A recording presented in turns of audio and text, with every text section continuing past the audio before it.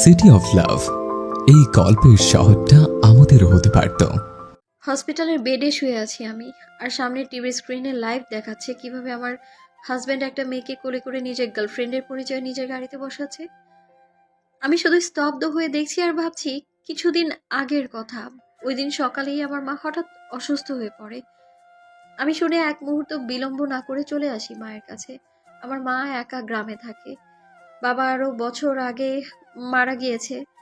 আমি মাকে অনেক বোঝানোর চেষ্টা করেছি আমার সাথে শহরে যেতে, কিন্তু মা যায়নি। পুরোটা রাস্তা কিভাবে কেটেছে আমার শুধুমাত্র আমিই জানি। কিন্তু একবারের জন্যও আমি ভাবিনি আমার মা আমাকে ছেড়ে চলে গেছে। বিশ্বাস তো তখন হলো যখন আমি নিজের চোখে দেখেছি তাকে সাদা কাফনে। এক মুহূর্তের জন্য আমার সারা পৃথিবী ঝাপসা হয়ে এসেছে। মা ছাড়া আমার এই পৃথিবীতে আপন আর কেউ নেই। কাঁপা কাঁপা হাতে মাকে ছোঁয়ার চেষ্টা করার আগেই আমি মাটিতে লুকিয়ে পড়ে যাই। মুখ দিয়ে শুধু একটা শব্দই বের হয়, মা। আমার জ্ঞান ফেরার কিছুক্ষণ পরে মনে হচ্ছিল আমি সব স্বপ্ন দেখেছি, কিন্তু না।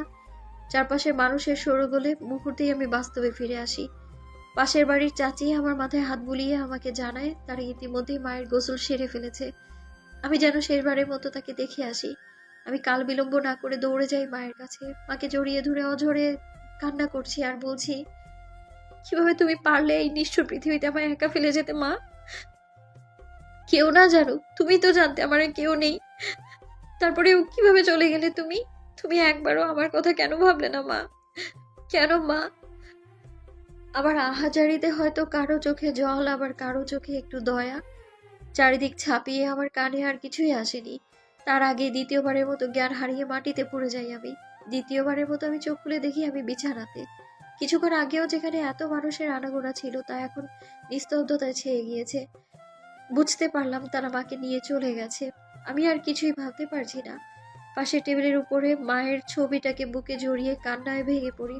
আমার কান্না শুনে বাড়ি থেকে চাচি এগিয়ে এসে আমার মাথায় হাত বুলিয়ে দেয়। তিনি বলেন মা নাকি 3 দিন ধরে জ্বরে ভুগছেন। আমাকে জানাতে নিষেধ করেন। আজ সকালে তিনি এসে দেখেন মা আর নেই। কেউ জানতেই পারলো না মা কখন চলে গেছে। কিছুক্ষণ পর তিনি বলেন আমার হাজবেন্ড কেন আসেনি। তখন আমার মাথায় ওনার কথাটা মনে পড়ে যায়। মায়ের চিন্তায় সব মাথা থেকে বেরিয়ে গিয়েছিল আমার। আমি মোবাইল হাতে নিয়ে অনেকক্ষণ কল করি, কিন্তু ওই পাশ থেকে বারবার একটা কথাই আসে, এই মুহূর্তে সংযোগ দেওয়া সম্ভব না। সারাটা রাত কাটে আমার কান্নায়। সকালে একবার ফোন রিসিভ হয়, কিন্তু কিছু বলার আগে ওপাশ থেকে আমার হাজবেন্ডের ম্যানেজার কর্কশ ভাষায় বলে ওঠে, ম্যাম প্লিজ, আপনার কি ন্যূনতম জ্ঞানটুকুও নেই? এতবার কল দেওয়ার পরেও যখন দেখলেন কল ধরছে না, তার মানে উনি ব্যস্ত। আর স্যার বলে দিয়েছেন আপনার ফালতু কথা শোনার সময় স্যারের কাছে নেই। ব্যাস, কথা শেষ। টুট টুট শব্দ করে কলটা কেটে গেল। আমি কানে ফোন লাগিয়ে এখনো দাঁড়িয়ে আছি। শত চেষ্টার পরেও চোখের জল বাদ মানল না।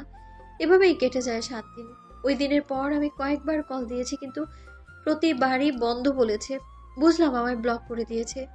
সকালে উঠে তৈরি হয়ে নিলাম বাড়িতে ফিরে যাওয়ার জন্য, কারণ এখানে থাকলেই আমার মায়ের কথা মনে হবে বারবার। আর আমার আত্মীয় স্বজনও কেউ নেই। মা অনাথ ছিল। বিকেল 3টার দিকে আমি ঢাকায় আসি। কাল রাত থেকে না খাওয়া, আবার না সকাল থেকে জার্নি করে, তাই বেশিক্ষণ দাঁড়াতে পারলাম না। আমি সেখানেই পড়ে যাই। চোখ খুলে নিজেকে আবিষ্কার করলাম সাদা ধবধবে হসপিটালের বেডে। আমি উঠে বসতেই একজন নার্স এগিয়ে এসে জানালেন একটা মেয়ে আমায় নিয়ে এসে ভর্তি করিয়ে দিয়ে গেছে। শরীর দুর্বল আর না খাওয়াতেই এমনটা হয়েছে। 2টো স্যালাইন শেষ করে হাঁটা দিলাম হসপিটালের করিডোরের দিকে।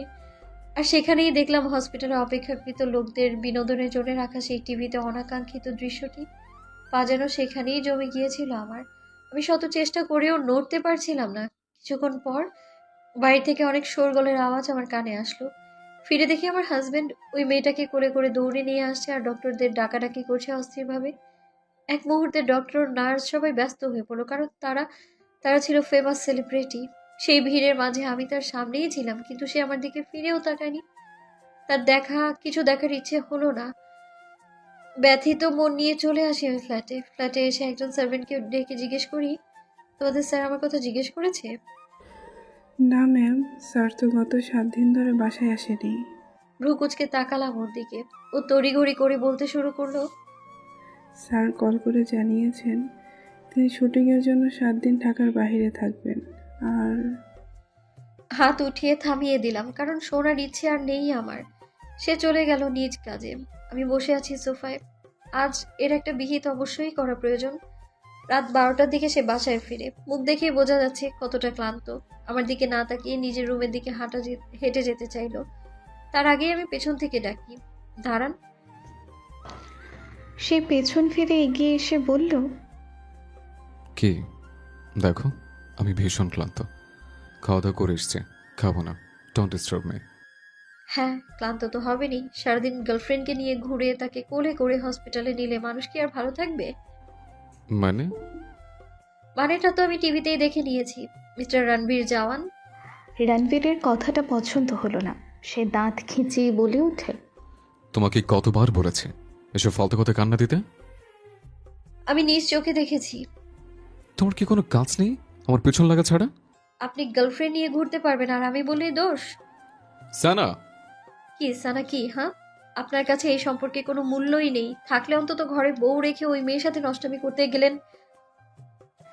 আর কিছু বলা হয়ে উঠল না। তার আগেই তার গালে রণবীরের 5 আঙুল, ঠাস করে একটা থাপ্পড়। সব নিস্তব্ধ হয়ে যায়। সানা কল্পনাও করতে পারেনি এমন কিছু হবে। তারপরে শোনা গেল রণবীরের চিৎকার। ইতিমধ্যে তার চোখ লাল হয়ে গিয়েছে। রাগে রিরি করে বলল, হ্যাঁ, আমি নষ্টামি করতে গিয়েছে, হয়েছে? আর আমি বিয়ের সময় বলে দিয়েছি না, আমি তোমাকে স্ত্রী হিসেবে মানব না, আর না স্বীকৃতি দেব।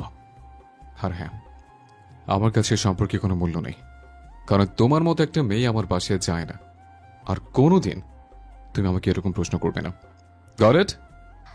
কথা শেষ করে ধূপধাপ পা ফেলে নিজের রুমে গিয়ে সজোরে দরজা লাগিয়ে দিল। অথচ সে বুঝতেই পারল না কত বড় ভুল করেছে। সানাও ধীরে ধীরে নিজের রুমে গিয়ে দরজা আটকে দিল। বাথরুমে গিয়ে শাওয়ার ছেড়ে তার নিচে বসে পড়ল। কান্নার সাথে তার দুঃখ কষ্ট সব বেরিয়ে এলো। ঘণ্টাখানিক পর নিজের জামা পাল্টে ব্যালকনিতে গেল। চাঁদের দিকে তাকিয়ে বলে উঠল, লাইফের সবচেয়ে বড় ভুলটা মনে হয় আপনি আজকে করেছেন। আপনি আমাকে চিনতেই পারেননি। জোর করে বিয়ে তো আমারও দেয়া হয়েছিল, বাট এই 1 বছর আমি অনেক চেষ্টা করেছি মায়ের কথা রাখার। কিন্তু এখন যখন মা নেই, তাহলে কথা রাখার কি দরকার? শক্ত হয়ে আসলো সানার চোয়াল।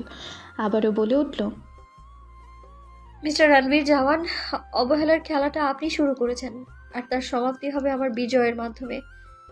যেদিন আমি এই খেলায় জিতে যাব, ওই দিন থেকে আমার অস্তিত্ব চিরতরে আপনার জীবন থেকে মুছে